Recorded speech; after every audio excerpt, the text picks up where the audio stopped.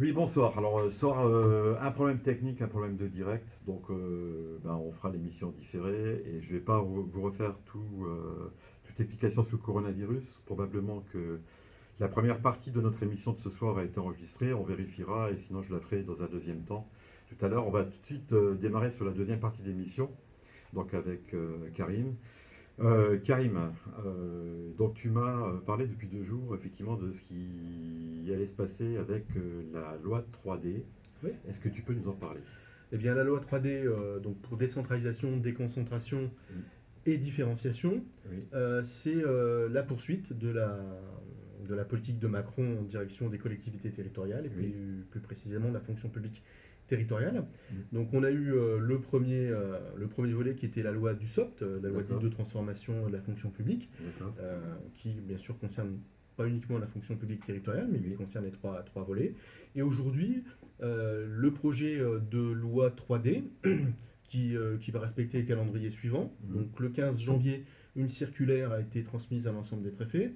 oui, Des débats sont organisés au niveau régionaux mm, avec les élus locaux. oui, Les préfets doivent remonter les informations au gouvernement d'ici fin avril oui. et on devra voir le projet de loi 3D présenté en Conseil des ministres en juin. D'accord. Alors ce projet de loi 3D, il s'inspire fortement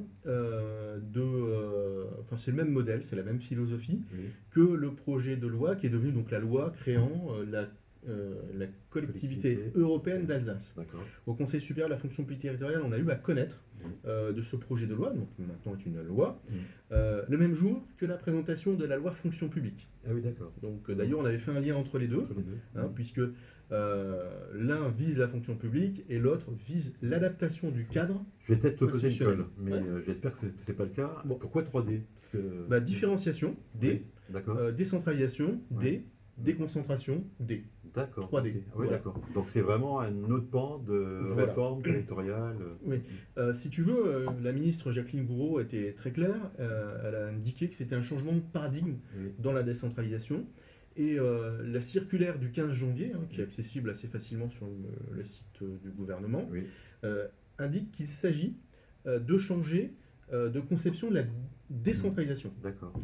Alors, on a eu l'occasion au Conseil supérieur de rencontrer Olivier Dussopt, c'était au dernier Conseil supérieur, au mois Oui. de février. Il est venu nous faire son speech habituel et on lui a fait un long discours où on a notamment abordé la loi 3D Oui, en indiquant que ce projet de loi 3D reposait sur une philosophie, une conception de la décentralisation qui est une décentralisation néolibérale. d'accord. Il s'agit d'adapter le cadre institutionnel, Oui, étatique, mais aussi des collectivités locales, donc plus généralement des administrations publiques, à la nouvelle forme que prend le capitalisme et à la forme de capitalisme à laquelle adhère notre président de la République. d'accord. Donc l'objectif, c'est de faire, à travers la loi 3D, un renforcement de la déconcentration. On sait que la déconcentration, il y a différents rapports qui sont sortis, il y a, même la Cour des comptes le dit, il y a un rapport du Sénat qui est sorti le 19 février dernier. Et si on observe l'intégralité de ces documents, de ces analyses, en quelques années, les services déconcentrés de l'État ont perdu 25% de leurs effectifs. D'accord. Et le Sénat ajoute, et la Cour des comptes aussi, ajoute que de nombreux services de proximité de l'État ont disparu. D'accord. Élément qu'on retrouve dans la crise des Gilets jaunes, la D'accord. proximité Oui, du service. oui, tout à fait. Donc il s'agit de faire de l'État Mm. central, ou de l'État au niveau national, Mm. un acteur, enfin un opérateur, pardon, pas un acteur, pas un opérateur, mais un agent de contrôle des opérateurs. D'accord. Et ces opérateurs, selon la loi 3D, ils pourront être des collectivités locales, leurs établissements publics, notamment les communautés de communes, d'agglos, les communautés urbaines, les métropoles, Oui. et puis bien sûr des opérateurs privés. Alors si on regarde ce qui s'est passé avec la loi créant la collectivité européenne d'Alsace, Oui. eh bien il y a eu un transfert de route. Bien sûr, on n'a pas donné les moyens humains et financiers à l'OVNI que représente la collectivité européenne d'Alsace. On ne sait pas si c'est un département, on ne sait pas si c'est une région. Exact. Qui plus est, elle dispose de prérogatives étatiques quasi diplomatique, puisqu'elle peut négocier au-delà des programmes Interreg directement avec les lenders allemands qui sont en proximité. Et donc, on voit l'attribution donc, de prérogatives de ce type, on voit des transferts de compétences sans les moyens humains et financiers, ce qui contraint les collectivités eh bien, à dire, ok, j'ai cette compétence, mais je ne peux pas la mettre en œuvre par moi-même. Et donc, je vais aller chercher un opérateur privé. L'opérateur privé, bien sûr, il faut qu'il se rémunère. Il va se rémunérer sur la bête, comme on dit, donc, et la bête, c'est l'usager. Donc, transfert notamment des routes, possibilité de péage sur les routes. La collectivité européenne d'Alsace, c'est aussi une prérogative particulière en matière linguistique, le bilinguisme. Alors, ne pas confondre avec l'alsacien. Là, on est vraiment sur du bilinguisme. Il s'agit de former linguistiquement la main-d'œuvre française pour les besoins des entreprises. Certains diront du patronat allemand d'en face. Et pour ce faire, la loi prévoit la possibilité pour la collectivité européenne d'Alsace de recruter des enseignants germanophones sur un statut contractuel afin de moduler leur rémunération, puisque le gouvernement, à travers ces dispositions, reconnaît que le statut de la fonction publique territoriale n'est pas assez attractif. Et en plus, on voit la confusion des compétences, qui va être renforcée par la loi 3D, puisque on a une région qui intervient dans la compétence éducation. Donc voilà pour c'est un ovni. C'est un ovni. C'est un ovni. Et donc la collectivité européenne d'Alsace bénéficie également d'un pouvoir réglementaire. L'objectif de ce pouvoir réglementaire, c'est d'abstraire, de soustraire les collectivités au cadre républicain constitué par la Constitution, notamment l'article 72 de la Constitution de la 5e République. On n'est pas forcément des amis de la 5e République, mais voilà, ce cadre existe. D'abstraire et de soustraire les collectivités au cadre législatif et même de soustraire et d'abstraire les collectivités au cadre réglementaire en les dotant d'un pouvoir réglementaire autonome. Par exemple, en urbanisme. Eh bien, en urbanisme, demain, une entreprise pourra déposer un permis de construire et puis il n'y aura plus de plan local d'urbanisme. L'État n'étant plus là pour contrôler, il n'y aura plus de contrôle de légalité. Et donc on se retrouvera avec une usine Céveso en plein milieu d'une ville de 300 000 habitants, où un promoteur immobilier pourra construire un R+50, là où jusqu'à présent on construisait un R+3 parce qu'il y avait un patrimoine UNESCO qu'on voulait respecter. C'est la déréglementation, c'est la philosophie thatcherienne, réganienne, qui est donc cette fois-ci mise en œuvre par Macron, digne fils de Thatcher. Donc ça concerne quel secteur? Donc effectivement le droit de la construction, sur lesquels les collectivités sont particulièrement présentes. Et le secrétaire d'État Julien de Normandie a été très clair, on va revoir le code de la construction. Et comment s'est-il exprimé sur cette révision? Il a dit très simplement, on va arracher une page sur 4. Ce sont ses propos. D'accord. Voilà. Vous imaginez la violence on réduit les normes. Voilà. C'est la violence de ce processus. Le président Jean-Luc Mondenc de France Urbaine, donc qui regroupe les collectivités ADCF et compagnie, qui est le maire de Toulouse, a dit très clairement que lui voulait une simplification, une levée des contraintes, et il est allé encore plus loin, presque aussi violemment que le secrétaire d'État Julien de Normandie, puisque lui, il a dit débarrassez-nous de tout ce qui nous freine. Alors, on fait le lien avec la loi du SOPT. Ce qui freine certains employeurs territoriaux réunis dans le MEDEF territorial, qu'on appelle la coordination des employeurs territoriaux, qu'on a en face de nous au Conseil supérieur, en plus du SOPT, en plus de Feu Delvoye, eh bien, ces employeurs territoriaux ont obtenu, puisque ils ont aggravé la loi du SOPT. À l'origine, c'était 31 articles, on s'est retrouvé avec plus de 70, avec une remise en cause du droit de grève, des choses de ce type qui n'étaient pas prévues à l'origine et qui ont été accentuées. Et donc, ils ont obtenu la levée du frein que constitue pour eux le statut de la fonction publique.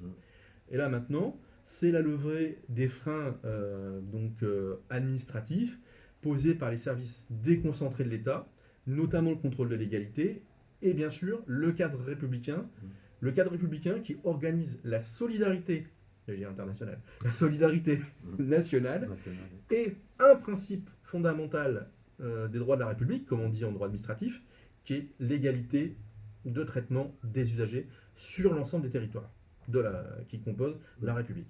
Donc on est face à cette situation-là. C'est cette philosophie-là qui sous-tend la loi, le projet de loi 3D, hein, qui sera présenté au mois de juin. Et puis les collectivités, au-delà de cette déconcentration, de cette décentralisation renforcée, avec une nouvelle conception de la décentralisation, vont pouvoir mettre en place des mesures d'expérience pour répondre aux besoins du territoire. D'ailleurs, quand on nous a vendu la loi collectivité européenne d'Alsace, c'était pour répondre aux spécificités de ce territoire. Voilà, pour faire une expérimentation. Voilà. Et de ce que je comprends, de ce que tu nous racontes, on est parti dans des perspectives d'élargir le processus sur tout le territoire, quoi. Oui, parce qu'on va avoir un État qui sera l'autorité régulatrice, Oui. un peu comme dans les télécoms, hein, Oui. où on a l'État, et puis on a Orange, France Oui. Télécom, qui est l'ancien opérateur public, qui est maintenant en concurrence avec d'autres. Oui. Donc les politiques publiques qui sont concernées, hein, elles ne sont pas négligeables. Le logement. Oui. Donc on voit bien que le gouvernement rase la politique logement, cesse de financer le logement social. Donc là, on va viser les aides à la pierre, les choses de ce type, les prêts à taux zéro, des choses de ce type. Les transports de réseaux routiers nationaux, Oui. et là, c'est 12 000 km qui sont en jeu avec les derniers bouts d'autoroutes qui ne sont pas encore concédés. Les voies navigables. Nous, Grand Est, on est très concernés par les voies navigables, hein, 3500 km de long, avec des canaux un peu partout. Oui. Et donc là, VNF, donc Voies navigables de France, a été très clair dans la fiche projet sur le sujet lié au projet de loi 3D. Oui. Si il n'y a pas un transfert aux régions, VNF indique que certains canaux seront engagés dans un processus de dénavigation. Ça veut dire que donc des canaux ne seront plus utilisables. Voilà. Or, les canaux en question sur notre région permettent d'aller du nord de l'Europe vers le sud de l'Europe. Et puis, on sait que c'est un mode de circulation des marchandises et même des touristes plus doux et plus respectueux de l'environnement que d'autres. Oui, c'est c'est aberrant. Donc 3500 km, hein, donc à chaque fois il y a des personnels associés, donc des transferts de personnel. Il y a les transports ferrés, et donc là très clairement ils visent 9000 km de lignes qu'ils disent petites. Voilà, il n'y a pas de petites lignes, hein, elles sont là. Voilà, donc on est aussi très concerné sur la région Grand Est. La transition écologique, et puis l'emploi, le sport. Alors là, c'est le code du sport qui pourrait être aménagé pour que certaines prérogatives, notamment hors organisation d'événements sportifs, puissent être transférées aux collectivités locales. Et on sait que le sport est devenu aujourd'hui un objet cannibalisé par le marché et le capitalisme. Il y a un match ce soir, PSG Dortmund. Voilà. Donc c'est l'exemplification la plus crasse j'ai le sentiment de la chose. justement par rapport à ça que de toute façon ils n'ont pas beaucoup à perdre dans la mesure où tout est retransmis par les chaînes télé. Voilà, On fait pas mal d'argent. Non, voilà. ils feront de l'argent de toutes les façons. Qu'il y ait des gens dans... ils en feront un peu moins, mais ils en feront. Mais ils en feront autant parce qu'en fin de compte, les gens vont s'abonner pour...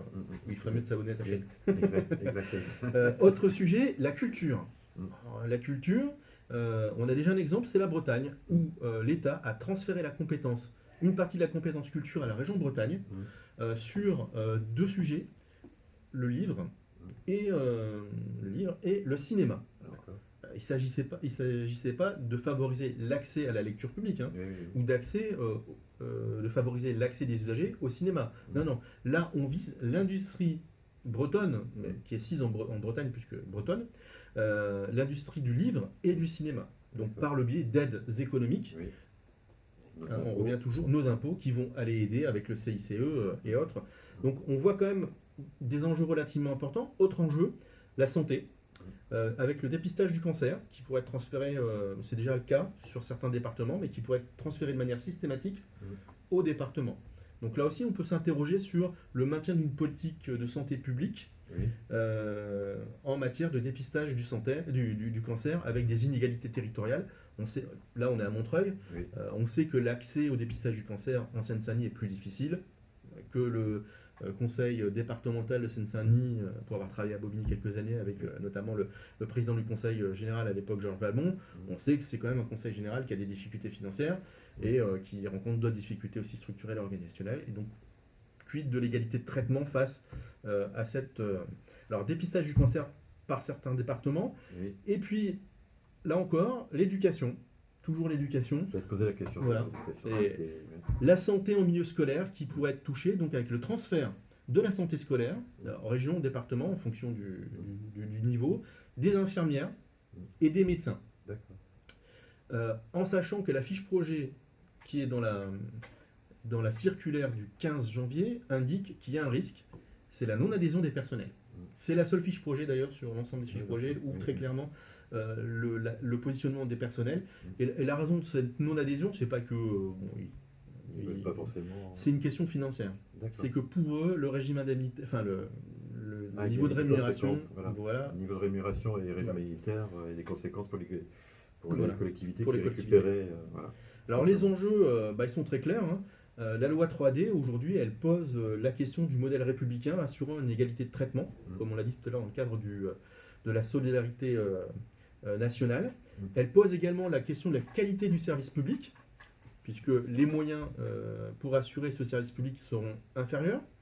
La question de la proximité. L'État a fermé de nombreux services de proximité. Les collectivités locales n'auront pas la capacité de les réouvrir, ou alors par des formes de maisons des services publics qui ne sont pas... voilà. C'est la question du présence, du maillage du territoire, et plus globalement de l'aménagement du territoire, de l'égalité d'accès aux services publics, du coût du service public, parce qu'on voit bien sur les routes, s'il y a un péage, on a des populations qui ne prendront plus ces routes-là, et puis du mode de gestion. Le mode de gestion, c'est la question de la privatisation. Ça renvoie aussi à la question des moyens financiers, donc du service public. Et la circulaire, elle propose aux préfets et aux élus locaux, dans le cadre de la période de concertation, c'est une concertation à la Macron, d'interroger, c'est magnifique, du novlangue, la décentralisation au regard des finances des administrations publiques.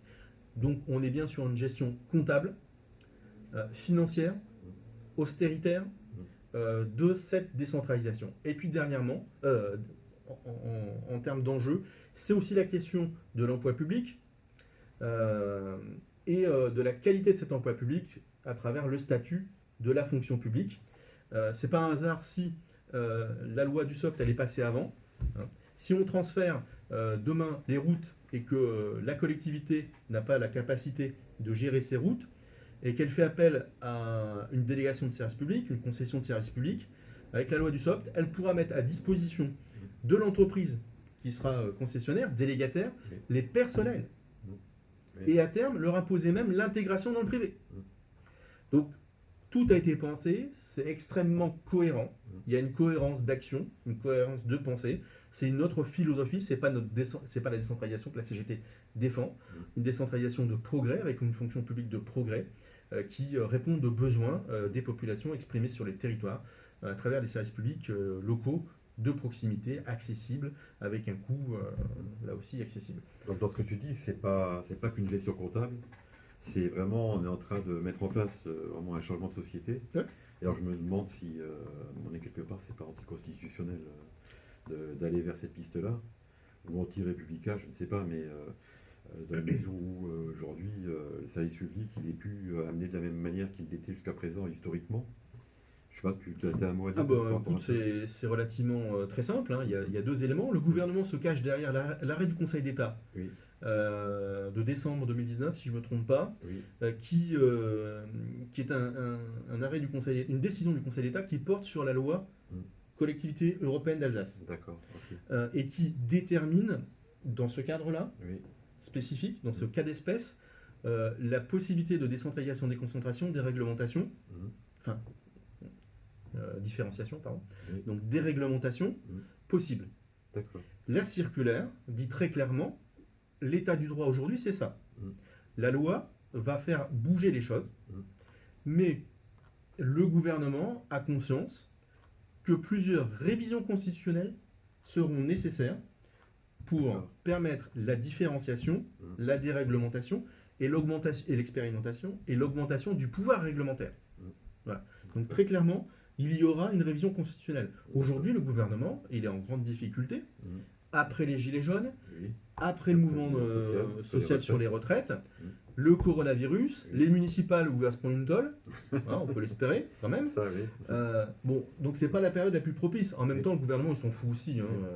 S'ils veulent faire leur révision constitutionnelle, ils peuvent le faire. Mais là, aujourd'hui, il y a un point de blocage, c'est le Sénat, qui est à droite, Oui. et la droite ayant une capacité de nuisance. Donc, le climat n'est pas, et le contexte ne sont pas favorables à cette révision constitutionnelle.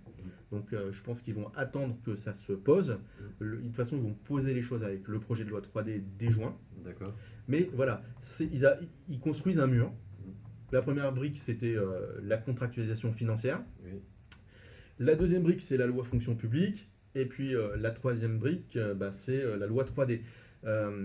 Sous Hollande, Sarkozy et compagnie, on a eu les lois MAPTAM, NOTRe, Oui. c'est une chose. Oui. Elles s'inscrivaient dans des politiques austéritaires. Et là, il y a un changement d'échelle. On n'est plus du tout dans la même logique. Ça change de paradigme. De paradigme. Oui, oui. Gouraud, elle le dit, Macron, ils le disent, il y a un changement de paradigme. Gouraud parle même d'accélération. On est vraiment dans une accélération exponentielle. Voilà. Donc aujourd'hui, si on regarde effectivement ce qui se passe au niveau de l'État, c'est la réduction des effectifs, 25% des effectifs des services déconcentrés depuis 2011. La Cour des comptes estime que le réseau des préfectures et sous-préfectures est confronté à une tension croissante entre la baisse de ses effectifs et le renforcement de certaines de ses missions. Bah oui, puisque si on déconcentre, on enlève de l'État central parisien, Bercy, pour aller dans les préfectures et sous-préfectures, mais on a enlevé des effectifs.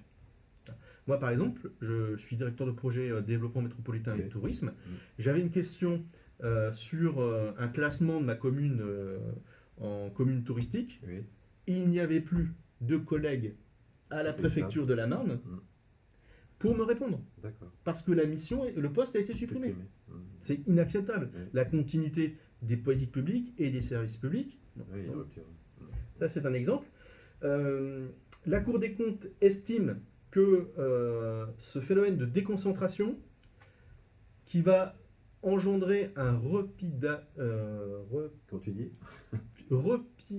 pyramidage Ah oui. des postes, c'est-à-dire qu'un poste qui était en A, on va le mettre en B, même on va en C, ou alors les gens ils seront plus là et on va embaucher des jeunes donc ils coûteront moins cher, Oui.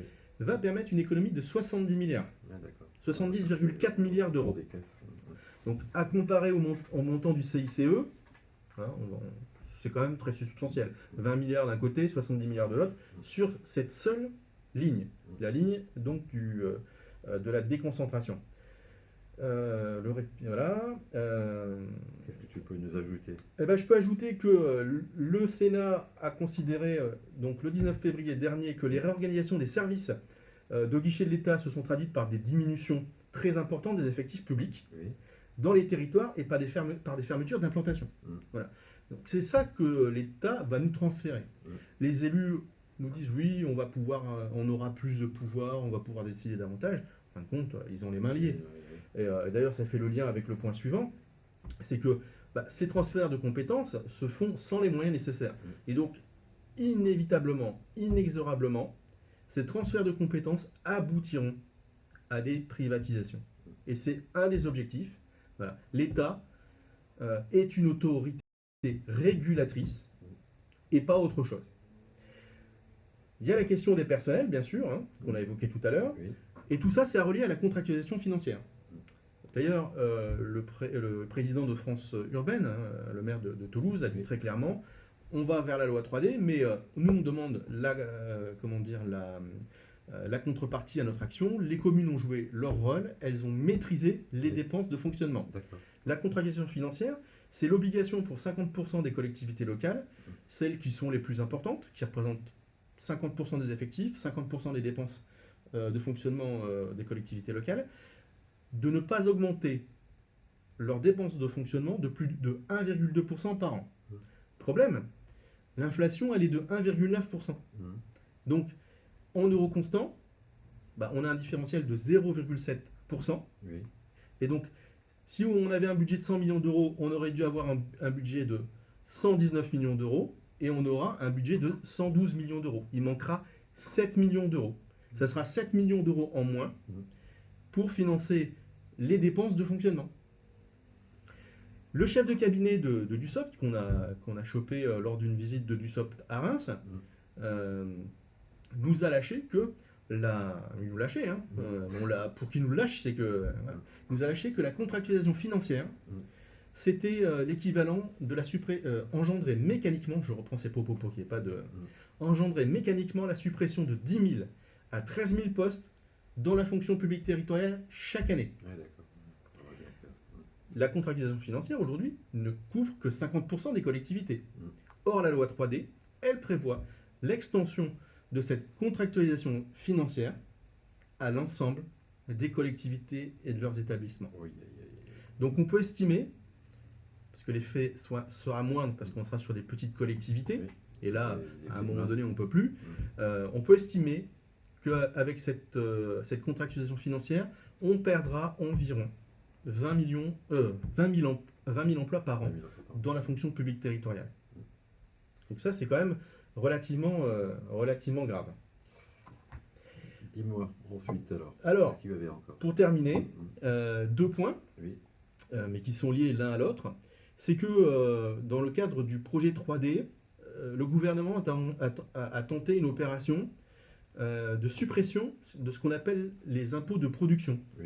Tous les impôts locaux auxquels sont soumis les entreprises. L'ex-taxe d'apprentissage qui a pris un nouveau nom, la taxe transport, enfin le versement transport, des choses de ce type. Et donc ils ont tenté de dire, voilà, on va supprimer ces impôts de production qui représentent 70 milliards d'euros par an. Et là, il y a eu un tollé de tous les employeurs territoriaux concernés en disant non, parce que là, vous nous enlevez la taxe. Et les employeurs territoriaux, ils ont bien compris, hein, parce que le raisonnement du gouvernement, c'était le suivant. Vous avez 70 milliards d'euros d'impôts de production, on va vous donner une dotation. Une dotation, la collectivité, principe de libre administration des collectivités locales, elle a plus la main, elle est plus libre de moduler l'auto. Et puis 2, on sait ce que fait l'état des dotations. En année 1, on vous conduit ce que vous aviez l'année N ou N-1, mais en année N+1, vous avez toujours le même montant qu'il y a 20 ans avant. On l'a vu pour les routes, on l'a vu pour les collèges, on l'a vu pour... Voilà. Donc, ils vampirisent. Ils vampirisent. Et sous couvert de dire on donne davantage de pouvoir aux élus locaux en transférant des compétences, en réalité, il y a une remise en cause encore plus forte que ce qui a pu prévaloir par le passé du principe de libre administration des collectivités locales, et toujours par le même levier, les finances.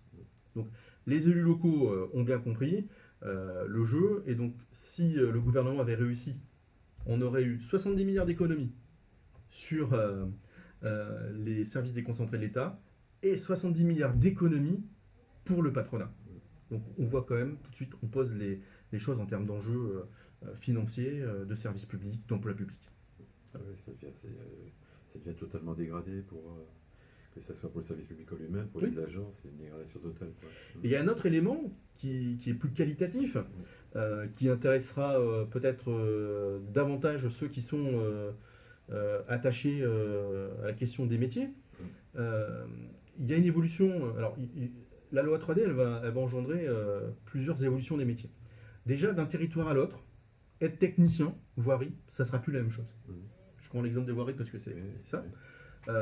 Si dans la Marne, nous, on entretient encore nos routes en régie directe, le technicien voirie, il ira avec ses agents de maîtrise et ses adjoints techniques reboucher les trous. Si chez Pascal, c'est en concession de service public, le technicien, ça ne sera plus qu'un contrôleur de travaux. Un peu comme cette autorité régulatrice qui va voir ce qui se fait. L'ingénieur qui planifie, nous dans la Marne, qui planifiera les routes et qui cherchera à ce que les routes soient éco-compatibles, durables et compagnie, il fera plus ça chez Pascal. Parce que chez Pascal, il ira contrôler l'entreprise qui cherchera la rentabilité la plus immédiate pour satisfaire ses actionnaires. Voilà. Donc c'est quand même un changement de paradigme et même un changement de métier pour nous qui est relativement important à terme. D'où la loi fonction publique avec les contractuels de projet et tout ce qui va avec. On le vit déjà au quotidien, Ah, on vient nous déranger. Alors, Non, viens Bruno. Bruno, tu peux venir, hein? On est en Ouais, vidéo. sur YouTube. Ouais, ça marche, merci. Bruno Bella, le secrétaire national de l'UFIC des services publics territoriaux. Voilà. Travaillez bien. 8000 Ouais, cadres merci. territoriaux. Oui, donc voilà, les aléas du direct, mais au-delà direct aussi. Oui, on le vit, nous, pour te dire, au Conseil régional Grand Est, on le vit déjà les premiers effets, on les vit, c'est-à-dire que loi de transformation publique, abrogation de l'article 52 qui Oui. permet encore de défendre les collègues quand il y a des changements de situation. Là, on abolit. Ah bah c'est la totale, on est dans la totale ce soir. On va y arriver. On va terminer quand même, on nous voit Incident bien. technique, allez, Oui. on multiplie. Oui. Donc il y a ce changement de la loi de transformation publique est vraiment fondamental là, maintenant là, sur ces aspects-là, et on a une direction aujourd'hui qui joue de ça. Et combien de collègues de catégorie A ou B sont touchés par des changements de situation. Oui. C'est-à-dire que leur métier change, pour la plupart, pour les chargés de mission, c'est plus des gravouilleurs que des gens qui réfléchissent. Voilà. On est dedans. Et quand tu m'annonces tout ça, là, en tout cas les perspectives de cette loi 3D, on peut penser que ça va être la surmultipliée à tous les niveaux. Voilà. Exactement, et aujourd'hui, le journal Le Monde a sorti un article sur la rupture conventionnelle dans la fonction publique. Je ne sais pas comment ils ont fait pour quantifier, mais ils ont évalué à 5000 ruptures conventionnelles à moyen terme. Donc la mise en œuvre de la rupture conventionnelle dans la fonction publique sur les 3 volets, dont 1000 pour la fonction publique d'État. Donc on peut imaginer que les 4000 restants sont pour l'hospitalière et la territoriale. Et le constat qu'on peut partager avec le monde, c'est que ces ruptures conventionnelles, elles s'inscrivent dans le cadre d'une dégradation des conditions de travail et des missions où effectivement on le voit, on l'a vu au congrès de l'UGICT à Perpignan en 2018, où on transforme de plus en plus les cadres en exécutants. Il y a aussi cet élément-là qui se surajoute. Et au lendemain des municipales, on peut avoir des ruptures conventionnelles qui se développeront aussi, dans le cadre d'un système de spoil system à l'américaine, où on mettra la pression sur des agents et des cadres pour qu'ils quittent leur poste en échange d'une indemnité de rupture conventionnelle qui est parfois ridicule. On a fait le calcul il n'y a pas très très longtemps pour quelqu'un. Un cadre A gagnant 3 000 euros net, ça lui fait 24 000 euros de rupture d'indemnité de rupture. Bon, c'est pas avec ça que... Voilà. On aura les ruptures conventionnelles, on va voir la démultiplication des contrats de projet, la démultiplication des temps non complets, et puis pour nous municipales, au renouvellement donc des communes et des intercos, et bien l'offensive sur le temps de travail, puisque une disposition de la loi du SOPT vise à remettre en cause tous les accords dérogeant en 1607 heures, et donc on va avoir une attaque assez importante sur les acquis en la matière. Bon, département et région, ça sera au moment du renouvellement de vos instances. Oui. Et puis, on aura aussi l'attaque généralisée contre le droit de grève dans certains secteurs déterminés par la loi en lien avec les usagers. Donc, on s'achemine quand même vers une offensive très forte contre les droits des agents territoriaux et contre les services publics.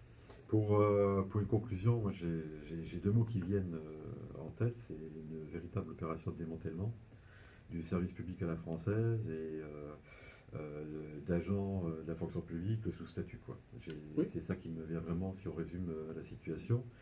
Je voulais te remercier pour ton exposé magistral parce que entre nous, tu as fait quasiment 30 minutes là, en développant tout. Voilà.